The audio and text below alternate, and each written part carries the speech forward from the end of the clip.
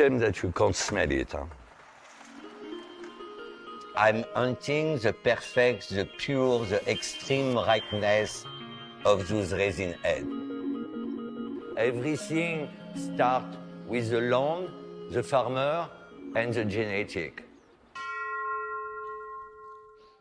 There's plant entities that are controlling the human consciousness, and Ganjier rules this region. We in this region have produced the highest quality cannabis in the world based on our terroir. Mendocino could become the Bordeaux of the cannabis industry worldwide. Crazier by the second. This is daylight now. There's earthquakes, there's forest fires, there's mudslides, there's floods, and there's government regulation. Yeah. Acts of God and the Board of Supervisors. The way legalization is coming, they're really hurting small farmers. For the moment, it's over-policed, over-regulated, and over-taxed. It's basically economic assassination. We're going to take our financial resources and we're basically going to smash these guys. The way we treat that plant, the way we work with it, will define the future. The sacred goddess spring blessing, the sacred goddess bring joy, the sacred goddess bring protection, the sacred goddess bring healing.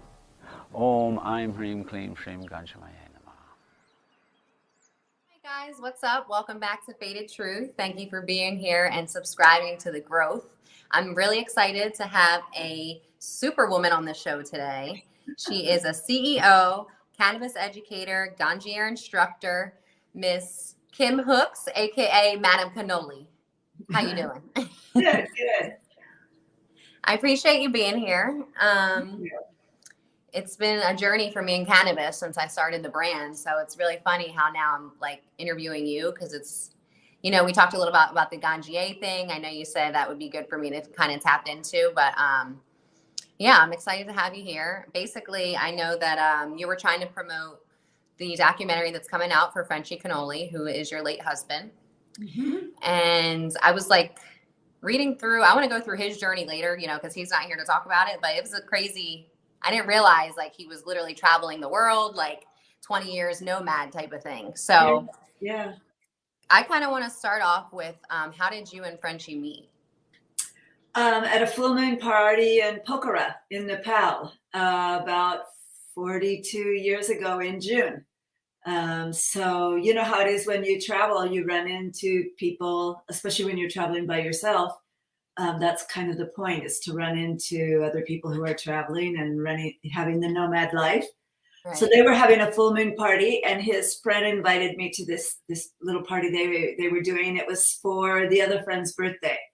And they had made a majoun, you know, kind of in the Moroccan dried fruit dish inspired, where they had taken, he told me later, about 100 grams of charas and infused it and let it macerate for a few days in this dried fruit mixture. And it was very tasty, and we all ate far too much of it. And we had a wonderful time.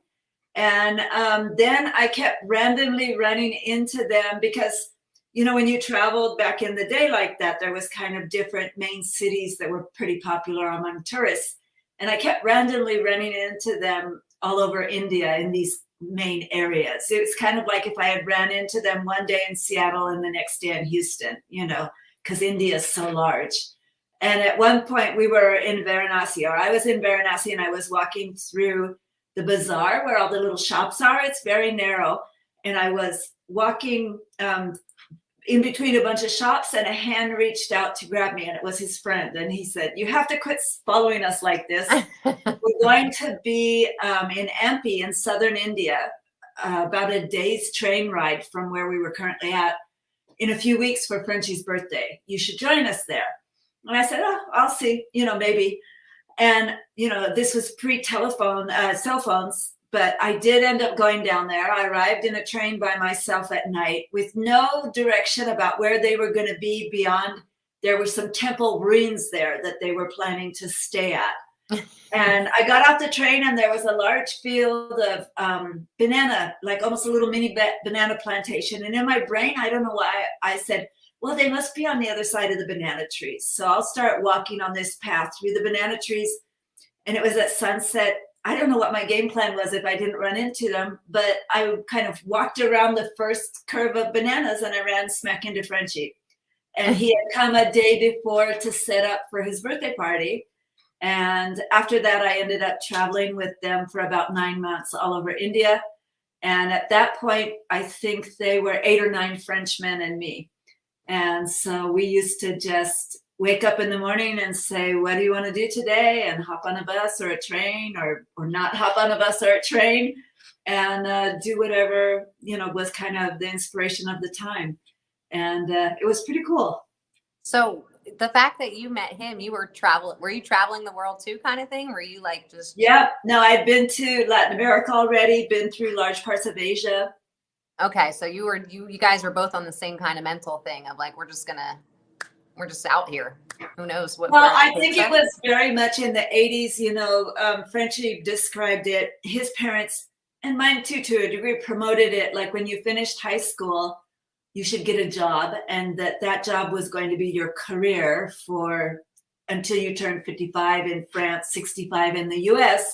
And then once you had done this career where you saved money for your retirement, then you would take your vacation and then you would enjoy life.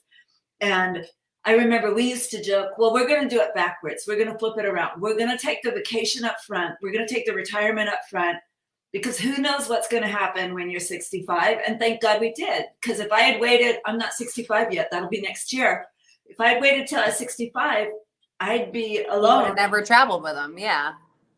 And it would, let me just say also, how stupid is it to ask humans to wait until your body's starting to fall apart to do all this stuff that requires much more agility, and you enjoy so much more when you're young, because if you did it backwards, then people would be just as happy as you are with your life, right? And that, they want you to go backwards because they want you to be mentally blocked off, not creative. You know what I mean? I think to a degree they want you to buy into stuff that's going to cost you a lot of money and kind of get you caught into some responsibilities.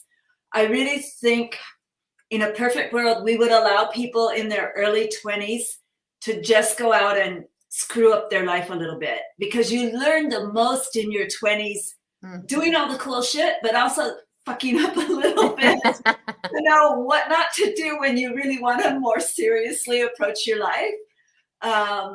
So it's a great time to just go out, also to meet a bunch of people and to figure out a little bit who you are and what you're passionate about. If you haven't figured that out by then, which so many people haven't, if you don't have like some very predominant talent that's been your passion since a young age, you're probably not really sure. And it's a little bit daunting to think, I'm going to choose this one thing and I'm going to do it for the next 40 years. I agree. I've always had issues with commitment on that end. I'm like, that sounds way too long. I am not trying to do that. And then I got all this debt. What? Nope. So, and it's a good thing, especially for Westerners, to, at least back in the day, to get out and see the world and to realize that we're not all that, and that there's so much, especially in the cultures that have longer history, longer traditions, that there's so much for us to learn from that and to understand from that. So it was a really beautiful thing. We spent 20 years in Asia. Wow. So when you met Frenchy, were you already into cannabis? Yeah, of course. How did you guys, as a young American, I mean, the whole, when you're is it just like, all right, it was the 80s, everyone did drugs, everyone smoked weed, or was it like, were you genuinely like starting to educate yourself on it? I mean, I know there wasn't really a lot of info. There was no education. It was not easy to get access to factual information, to the science. In order to do that, there were limited places that were being allowed to study cannabis, and largely as a way to bust people. So the government funded some studies, both in the US and Israel and other countries, to figure out more, for them to learn more about the terpenes and how they might use these aroma profiles to train the dogs to be able to, because they didn't have the scanners they had back in the day. So they were looking for more efficient methodologies to be able to bust people importing and exporting, through air travel or on ships or whatever. So a lot of the interesting studies that were done back in the day that turned out to be good for the rest of us as well in learning about terpenes were funded by the government to try and bust us. I just think it's interesting that y'all met in the other side of the world and you're both already, you know, into cannabis. And then like, how did it grow from there as far as what were you doing in Asia for 20 years? Were you cultivating the hash or like going through like? So Frenchy had a long-term interest in doing his own work because his experience was if you want to smoke the best quality product, you need to make it yourself. And then, of course, he fell in love with the Himalayas, with northern India, and the tradition of hand rubbing charas up there, the live resin from the live plants. And so he would spend every season up there for about 8 years making his stash for the year so that he could have it for when he was hanging out on the beach and other places. I traveled a lot in other areas of Asia as well. I spent a large amount of time in Japan. I went to university there. So I would meet Frenchy kind of back and forth in other parts of Asia. I studied Buddhism while I was in India and went to, so many of the temples and the spiritual places associated with that, dragging Frenchy along with me. And so we had a lot of fun with that. But Frenchy's interest in cannabis was really at that point, or in cannabis concentrates, was in making the best product for him to be able to smoke. It wasn't so much on a huge commercial level. And he had a lot of other talents as well, especially he was a designer of clothing and handbags, and he had a handbag line at one point that was manufactured in Thailand and sold in Japan. He was a painter. He used to also at one point deal in impressionist paintings and Japanese antiques. Because when you travel, you're exposed to so many beautiful things. And a lot of times it's that age-old thing that what's here in one country is desired in another country. And so if you're the person who knows kind of both sides of that transaction, as you travel, you find those things and you ship them to somebody, and it becomes a way to fund your travel. Back in the day, we didn't have like eBay or Etsy or places where these things are being sold. So there was a certain ability to have a side income from that. Wow. Did you guys speak any Japanese or any different language? Well, I did because I went to university there, and okay. My studies were in Japanese. I also went to high school in Japan. Frenchy picked up a lot of the local languages in India, as he was hanging out with the local people that he was working with to a degree. Of course, he spoke Spanish and French and could understand Italian just from, being part of those southern Mediterranean cultures. Where's your family from? Czechoslovakia. Oh, okay. Okay, so I want to get into the documentary, which is, I know you've been doing a lot of different podcasts. I saw the website, it looks good. The documentary clip looks really cool. And I see you got like a whole schedule for all the shows you're going to be on. So I know you wanted to come on to promote the documentary, which is Frenchy Dreams of Hashish. And that will be airing April 29th in virtually, but in 3 different states as well. You're having show parties, correct?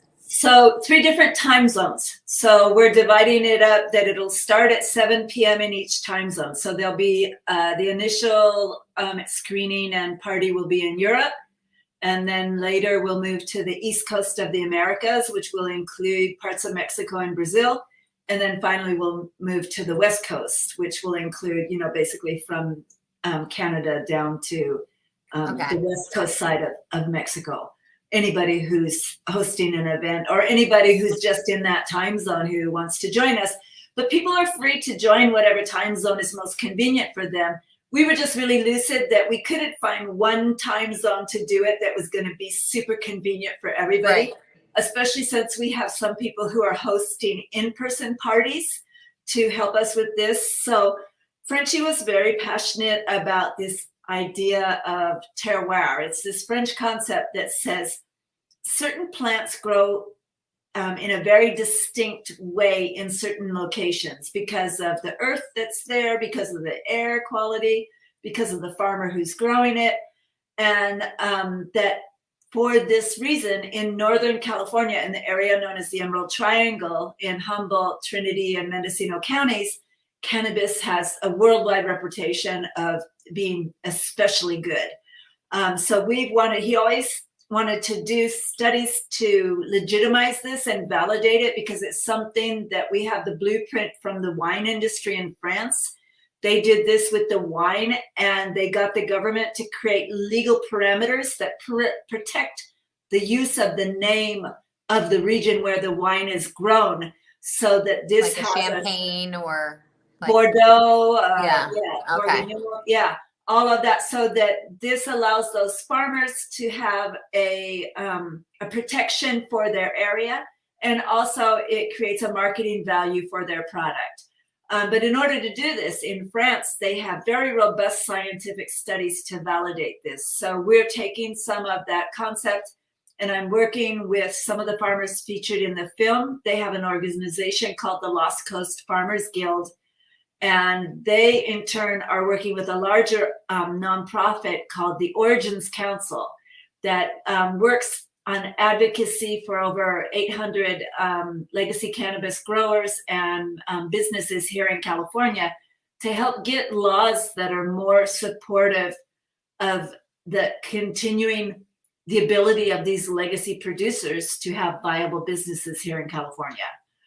So part of the money that through the ticket sales and through these events that we'll be doing on the 29th, we're using funds to help generate these studies on cannabis terroir. So the event organizers have very generously offered to support me. And right now we have events scheduled in about 20 places from Europe, East Coast, West Coast, and counting, because I'm still— I need one in Vegas, okay? Yeah, Almost. working on that. Somebody did contact me about Vegas, and they were supposed to follow up. So they had a consumption lounge there, so I really hope they do. But right. Yeah. Oh, nice. Yes, let me know. I'm trying to view. I want to get the view with everyone else. And support. So I know that after Frenchy passed, you guys had started the Frenchy Cannoli Foundation, which, kind of like you were saying, pretty much promotes projects to support small regenerative farmers of the Emerald Triangle. Mm-hmm. And so the documentary that where you guys are airing and everything, this is basically going through, is it like his life into current, before he passed, or what is the documentary kind of showing? Yeah, so all of that was shot the last year of adult use in California and the first year of recreational. So that's like 2016, 17, 18, that time frame. So it really chronicles what kind of how he got there, how cool it was during the adult use period when we could sell direct to consumer at events like the Emerald Cup or just through having scripts, through having those people be your legal patients, so to speak. And what happened when a legalization occurred that wiped out that system that functioned really well for 20 years and put into place additional layers in the process, dispensaries and distributors, that ended up basically eating all the profit and taking the profit away from the farmer, taking a profit away from the manufacturer, and giving it disproportionately to the dispensaries and the distributors, and ruining the system in California and really reducing the quality of product. And then equally, the way the regulation was supposed to occur was supposed to allow an extended time frame for those smaller legacy producers to get established. But in the last minute, they changed the law and they allowed onboarding of these very large facilities in Southern California and other places where there was existing agricultural land. And they started doing these mega grows that were really focused on profit and not quality. And subsequently, you had the market flooded with this inferior quality product, which put a lot of price pressure on what the farmers were selling up north. And their their infrastructure just imploded. And it was no longer viable for a lot of these farmers to continue to grow because the cost to grow was more than what they were getting in sales. And then additionally, there's been a lot of problems with the taxes being too high and disproportionate for these legacy farmers, and also for licensing. Notably, right now in Mendocino, we have a terrible problem that they actually are not getting people into their permanent license. I think they only have 6, whereas they have 900 in Humboldt.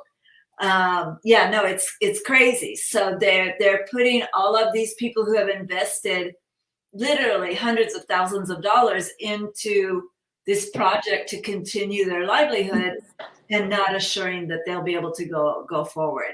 So there's still a lot of work to be done. That's why we're so thrilled to be working with the Origins Council and to be doing events like the movie to generate funds to support that. Yeah. When I started, I interviewed, I think I did Mendo Dope. And that's like the first growers I've actually ever talked to, like, because I'm from Jersey. So it's like, I used to get arrested for weed. It wasn't like a thing where we could just, it wasn't normal, So I was just so intrigued when I'm like, how do you guys grow this? And then they like did the no-till and it was just like crazy.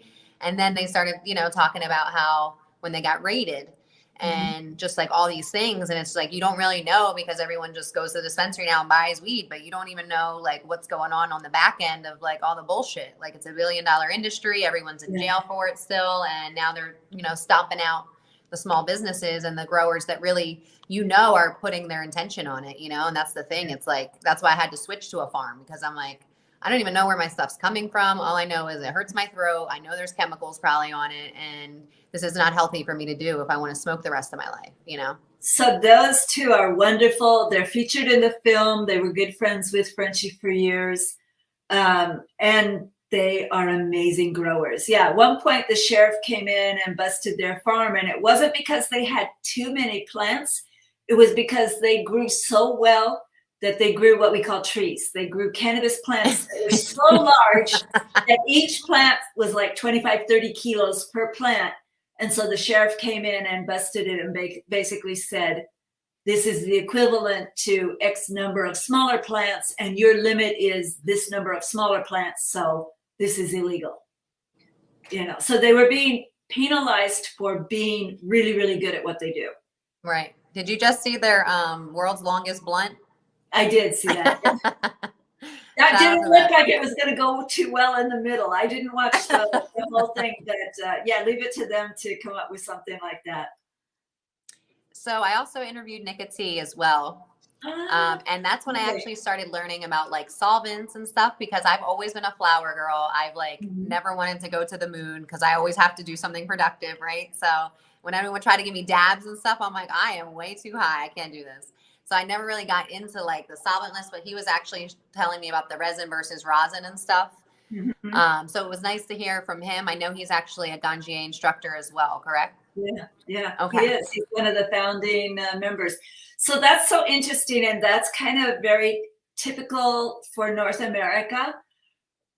We haven't figured out exactly why, but when you look at the rest of the world looks at the plant and they see the resin, they see the trichome heads, and they've always consumed the traditional hashish. They've not consumed the flower. It's only in North America, basically in Canada and the US, and maybe a little bit in Mexico, because that's where some of the weed was coming for so long when the war on drugs was really effective. And it wasn't possible to bring the hashish into the US because the feds had busted all the importers. Well, then we started having all that brickweed come over the border from Mexico. But yeah, and of course you have the rich tradition of having the flower come out of the Emerald Triangle and being sent to you on the East Coast for your consumption. So you guys have been spoiled too. A lot of the product over the years has come from the Emerald Triangle. But that was one of the things that I think Frenchy was really successful at, is that he went to all these events and he really kind of reintroduced to a younger American population this passion for the resin, this passion for traditional hashish. And he would go to these events and people would say, what do you do? And he'd say, I'm a hashishin, I'm a hash maker. And they'd be like, what's that? And he'd say, well, let me show you. And he'd whip out a piece of his hash and give it to them. And then it became, well, how do we consume this? So we ended up making a 4-part series video on how you can smoke hash. You can smoke it in a joint, in a hookah, in a shilom, you can dab it. And for people to really understand that, similar to the flower, depending on what cultivar you consume, it could be more energizing or more relaxing, more cerebral, more. So it really was about the cultivar and not so much about the hashish itself. When you then take it a step further and consume rosin or BHO, that's a further concentration of the product and a further taking away some of the pieces of the plant. Because with rosin, it's almost like you're making apple juice. You're pressing only this resin from the trichome heads. So you're not having the whole matrix that's in the plant that you find in hashish. And then with BHO, they're using solvents to further distill. What's BHO? That's the concentrate made with solvents. That's made with dabs? Yes. Yeah. Okay, because that's what I was thinking. Because it looked, when I'm looking online at these pictures of I saw the pizza hash and all these crazy pictures of the best hash porn. Yeah. So I'm like, it looks kind of like the wax that people dab, but then it's thicker. So I'm like, I don't know if I've ever. So everything that's on our website is only rosin. We don't do anything with solvents. So it's either traditional hashish or it's rosin. So it just looks similar. It does. The rosin and the BHO can look very similar. The BHO will often be a little bit thinner because it's made with a solvent. It has a distinct smell in my mind. People say that's not true, but I feel it has a very distinct smell when it's being burnt that I associate with chemicals, but everybody says that if it's made correctly, that there's no residue. Right. But I don't know. Right. Yeah. I was like, I'm gonna just get my flower over here. So I read that Frenchy got his name from the way he rolled the resin, like the Italian pastry, like a cannoli. Yes. So back in the day, in the early 2000s, we didn't have access to a freeze dryer. So it's very important when you're using that ice water sieving process to separate the trichome heads from the flower material, from the plant material.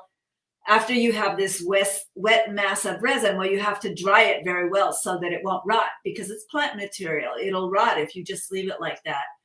So he would dry it in the drying room and then press it, but he would press it out into a pancake and roll it up so that there was airflow in it, that he could dry it for another week or so, just to be 101% sure that it was perfectly dried.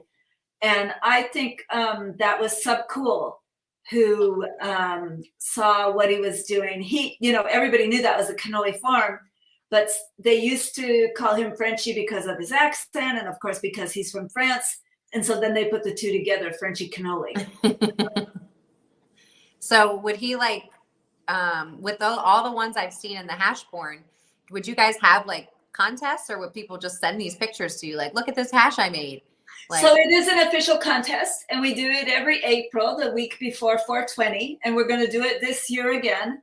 Okay. So this will be the 6th time we do it. He started it during the pandemic because normally, over the course of the year, he would attend so many events, so many cups. He would be a judge at these events. And during the pandemic, it was really kind of lonely to not be going to all of these events, to not be seeing what everybody else was doing. So he decided to have this, what he called the hash porn beauty contest, because of course he couldn't taste it, but he could see it, and we could celebrate all these young hash makers and concentrate makers that were doing really cool stuff. And just as a kind of whim, we gave out prizes to the ones that we made categories, and we gave out prizes to the ones that everybody on the internet voted for as their favorites. And so that expanded. We have a couple of friends who do. Andy Ross is a glassmaker, does beautiful 3-hole bowl hashish pipes. And so he creates the grand prize for us every year. This year he's done a beautiful, beautiful pipe. And then we have a relationship with a company that does a head for the hookah. a thermal head where you put the coals in this above it, and it radiates the heat down onto the hash. So it's almost like vaping it. So they also give us That's the one you said I should try, yeah? Yes, yeah, that works really nicely. Yeah, so everybody will basically post their best photo of their work, and then the most beautiful ones we repost, and those become official entries into the hash porn. And then after a week, based on the votes, we tally up the results, and then we tell everybody, who won. Nice. I like it. I do food porn, so I was like, I never saw hash porn. Yeah. So, I know you're a Ganjier instructor. So for people that aren't hip to, the Ganjier program, it's basically like a cannabis certification, something like you would do with a sommelier or someone else. And so I started learning about that probably like a little over a year ago. And one of my friends actually did the program, James Nappy, shout out to him. So I know that it said you teach people how to develop a cannabis palate, which is part of the program. But I wanted to know, like, what is your favorite, I don't know if it would be terpene or flavor, or, if like you're an expert on your cannabis palate, like what do you enjoy tasting? I mean, for me, I'm not the expert on the cannabis palate. I am more expert in chocolate and other flavors because I don't smoke anymore. I have problems with my lungs. Okay. And I don't smoke. But Frenchy loved everything citrusy and gazzy. So he loved that kind of strong back punch, but he loved anything that had the kind of citrusy, lemony, fruity flavors. Same. And, but he was kind of an equal opportunity connoisseur though. If it was good cannabis, he was interested in trying it. Right. Okay. Yeah. Cause I love the limonene. I like pinene, but, terpinolene is really like my shit. So I have this apricot mimosa is what I'm making my strain with. And, I also started learning, when you taste it, like to dry hit and all that stuff. Mm-hmm. And then I have like my little microscope for the trichomes, and I'm like looking at the samples they're giving me, like, what should I mix it with? Well, maybe, so it's super cool being a weed nerd. I love it. I never even knew there was this much shit with weed. Like, everyone just like thinks you're supposed to like smoke and get high or smoke and pass out, but there's so much more intention that you can do with it. And it's just cool to learn about, like, from the people that really know the back end. Did Nicotee show you the evaluation app that the Ganjier uses? Because they've put together a whole app. So Nicotee and Frenchy and Kevin Jodry and the other council members put together a way to look at not only the physical appearance of the plant, but also, the flavor profile, like you said, the dry hit, what are you recognizing? And then as it consumes your mouth, does it linger? Does it go to the back of your throat? Right. Basically kind of that whole body experience. And that's I think one of the funnest parts of the Ganjier program is really learning to use that evaluation app so that ultimately those people who are trained could help, end up in some of these cannabis contests where, they're smoking to evaluate the product in a more subjective way, not so more just about your personal taste, but kind of looking at the 360 of how the product presents.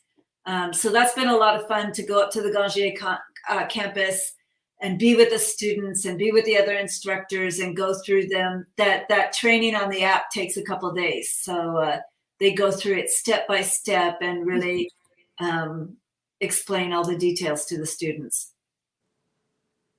So when's the next program? So the deadline is coming up to sign up.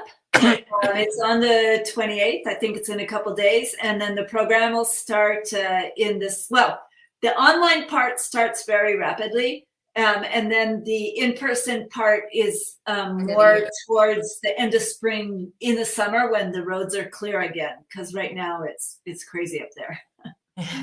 I can't imagine. I'm bitching about Vegas being 40, but I know it's like pounds of snow in other places. Well, and those roads are just like old logging trails. Sometimes they take me to these places and I'm just like, oh, I don't want to look because the roads are they're straight up like this, and Right. they're not paved, and you need a four-wheel drive and experience to be able to do it. So you're going to be instructing this year as well. You're just not going to be smoking it. Yes. Okay. And you said you take chocolates. Is that what you said? So I love chocolate. That Does was someone make them for you? Do you make them? I make them myself sometimes. Yeah. Like a butter? What do you put in there? Like just the hash? So we have infusions. I mean, Frenchy had a couple of different concoctions. He would do different drinks with the infused hashish, mixing it with the chocolate liqueur, and then with cocoa nibs. And yeah, we have a bunch of different recipes that we use. Yeah. Nice. So I saw something about the Grow Up Conference and Expo in Alberta. Is that this year or is that old? No, that's coming up. So Okay. we did already one in Ontario. That was at the beginning of the year. And now they're going to be doing one in Edmonton end of May. And yes, we're looking forward. I'm going to be going up there with Frenchy's apprentice, Belle. She's Cherry Blossom _Belle on Instagram, who's now the director of operations for one of the best dispensaries in California called Heritage Mendocino. She does production there using a 500-gallon machine. So very. Was that the hash house you were talking about? Yes. Yeah. I wish I could have came. Kim. So that's in Ukiah, a beautiful facility, and the manufacturing part. The wall is all windows, so if you go up there, you can stand outside and watch them work, where they produce both the hashish and the rosin. And yeah, so we're going to go up. We're going to be speakers at that event. We're going to do a screening of the film at that event. And then I heard that one of the other guest speakers is going to be Kevin Jodry, who's also one of the Ganjier Council members. He's a wealth of knowledge, has been in the industry forever, has run dispensaries and other facilities. So that should be really great. Nice. Okay. So that's all Canada, right? That's in Canada in May. Canada. Eh? All right. How's their regulations? Are they worse than us? Or No, it's pretty bad. They've wasted a huge amount of money. They could fund multiple small countries on the amount of money they've wasted. Okay. So I know that Frenchy has does he still have two unfinished books, one on the history of cannabis concentrates and one on a hash making manual? Yes. Yeah. So I'm going to wrap those up after I finish getting the film online and out into the world. Then I'll start focusing on wrapping up the books, hopefully to get those out by the end of the year. Wow. That's a lot. You got a lot on your plate.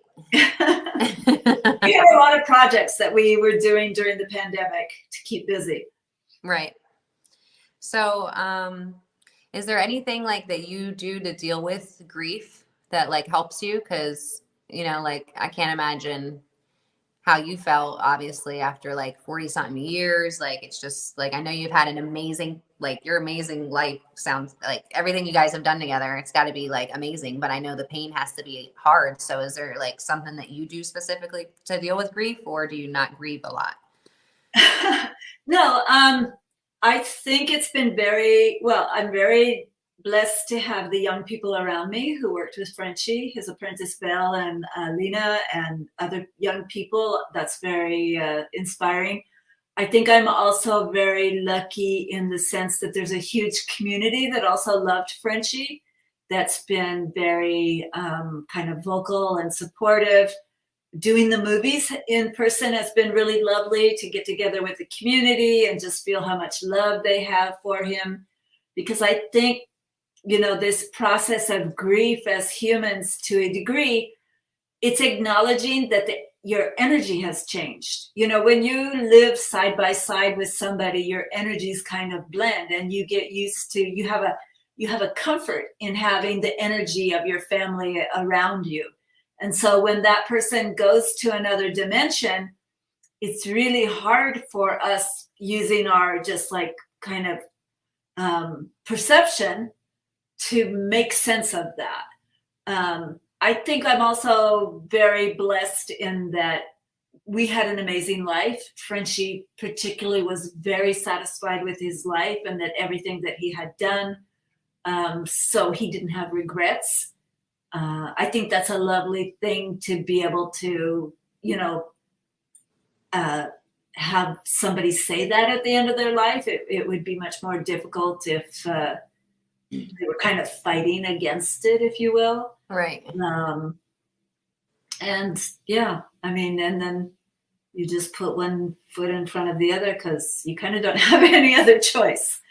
So there's good days, bad days, but overall having the community, I think I'm blessed. I think it would be far harder if I was not in the community and didn't have, the support that I've had.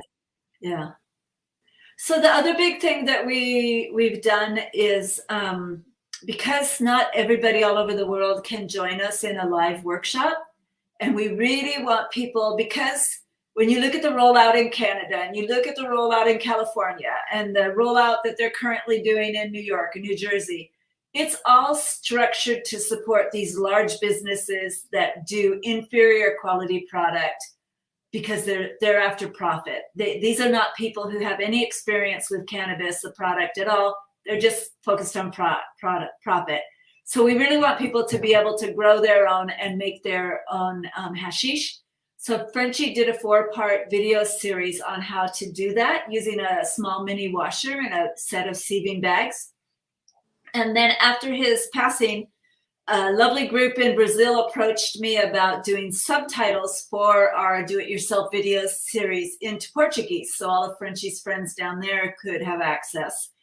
And when they did that, I told our Lost Art Farm group on Facebook about it.